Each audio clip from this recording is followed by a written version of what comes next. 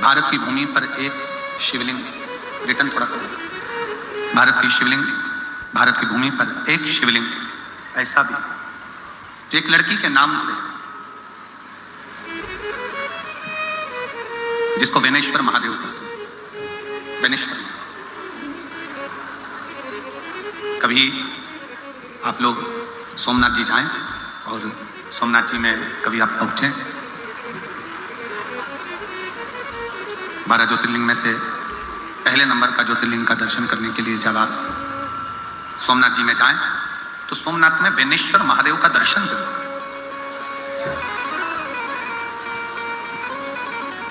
ये उनके लिए है जो कहते हैं कि स्त्री, लड़की शंकर का शिवलिंग का स्पर्श नहीं कर सकती, उनके लिए ये प्रेरणादायक है। जब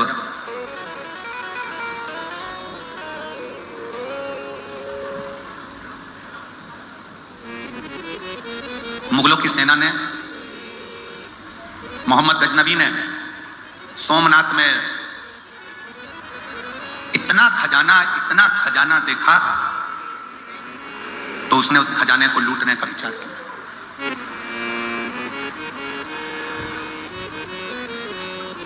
वहां का एक राजपूत राजा था, बड़ा प्रबल, और मोहम्मद गजनवी ने जब अपने सैनिकों को भेजा कि जाओ, जाकर तैयारी करो सोमनाथ को लूटने की, पर एक बात अपने भीतर उतार के रखिएगा, लूटने वालों ने भले लूट लिया हो, पर आज वापिस मेरा सोमनाथ महादेव वैसे ही सोने और हीरे से भरा पड़ा हुआ है, फिर वापिस वैसा थी वैसे।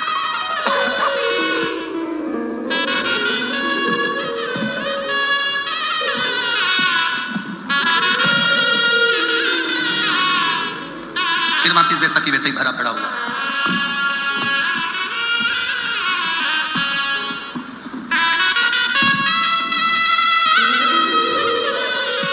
जहां शिव है, जहां शंकर है, वहां वैभव की कभी कमी नहीं। कभी आपने अंदाजा लगाया कि जगत गुरु शंकराचार्य जी ने 4 पीठ का निर्माण करा और चारों पीठों पर शंकर भगवान को स्थापित करा, सोमनाथ, केदारनाथ, रामेश्वरम, कोणार्क, 4 पीठ पर जगत गुरु शंकराचार्य जी ने 4 स्थान पर, भारत के 4 कोने पर 4 शंकर भगवान के शिवलिंगों की स्थापना क्यों करें? क्योंकि शिव महापुराण की कथा कहती है, जब मृत्यु लोक का देवाधिदेव महादेव भारत के 4 कोनों पर अगर विराजमान होगा तो मेरा भारत धनपति, करोड़पति, वैभवपति, सत्तापति बनता चले जाएगा, भारत कविताओं में। और मेरी जीजियों से निवेदन है, मेरी बहनों से, मेरी बेटियों से, मेरी माताओं से, मेरे भाइयों से निवेदन है, एक बात अपने अंदर उतार कर रखना, जिसके घर में छोटे से छोटा भी अगर शिवलिंग होता है, जिसके घर में छोटे से छोटा शिवलिंग अगर विराजमान है, तो ये जान लेना कि तुम्हारा घर कभी कंगाल नहीं होगा, धन की ओर बढ़ता चलेगा, वृद्धि की ओर बढ़ेगा।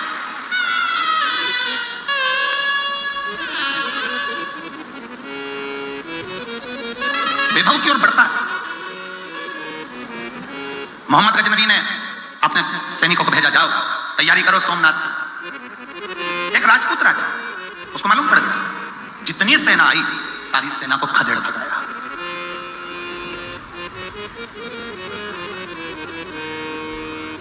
एक राजपूत राजा ने पूरी मोहम्मद गजनवी की सेना को खदेड़ दिया था, अकेले राजा। राजपूत कोई साधारण नहीं होते, एक अकेला राजपूत भी 1,000 सैनिकों पर भारी पड़ गया था।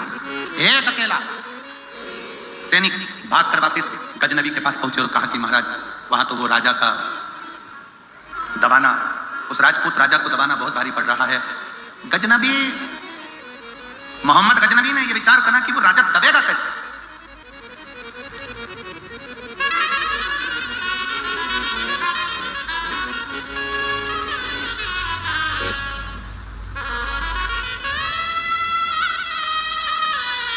भारत की 3 चीजें बड़ी प्रबल है, भारत की 3 चीजें बड़ी प्रबल है, यह गजनवी भी जानता था। पहले नंबर पर चोटी, भारत में जन्म लेने वाला सनातनी, चाहे वो ब्राह्मण हो, चाहे वो क्षत्रिय हो, चाहे वो वैश्य हो, चाहे वो शूद्र हो, सब चोटी रखते थे, मतलब हम एकजुट रहते थे। गजनवी को समझ में आ गया कि भारत में 3 चीजें भारी है। पहले नंबर पर चोटी, दूसरे नंबर पर रोटी। भारत की भोजन की व्यवस्था बड़ी प्रबल चलती है, भारत की रोटी बड़ी प्रबल होती है। पहले नंबर पर चोटी, दूसरे नंबर पर रोटी और तीसरे नंबर पर भारत की बेटी बड़ी प्रबल होती है, वो युद्ध में अग्रण्य रहती है। वो युद्ध में अग्रण्य रहती है। गजनवी ने खबर पहुंचाई सैनिकों के द्वारा, भारत की भूमि से चोटी, रोटी और बेटी तीनों को समाप्त करने का प्रयास करो, इन तीनों को अपना बनाने का प्रयास करो। ये जो जाति में आज बांटा जा रहा है, तुम ब्राह्मण हो, तुम क्षत्रिय हो, तुम वैश्य हो, तुम शूद्र हो, बांटा।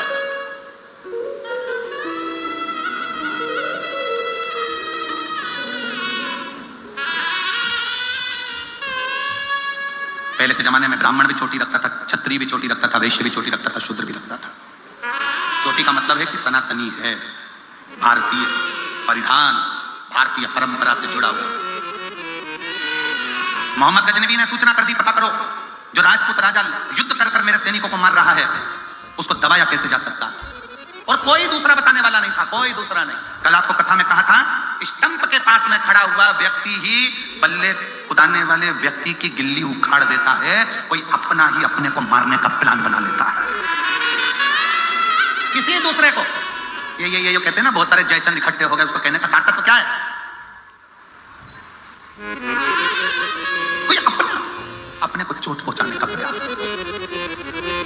मोहम्मद गजनवी ने सूचना करी, पता करो राजा किससे दबेगा, राजा को दबाने के लिए किसको लाया जाए। सूचना मिली, दूत गए, सैनिक गए और सोमनाथ की धरा पर रहने लगे, रूप बदलकर, वेश बदलकर, वेश बदलकर रहने लगे। क्या देखा? राजपूत राजा की एक लड़की है जिसका नाम है बेनी। सोमनाथ की पवित्र भूमि पर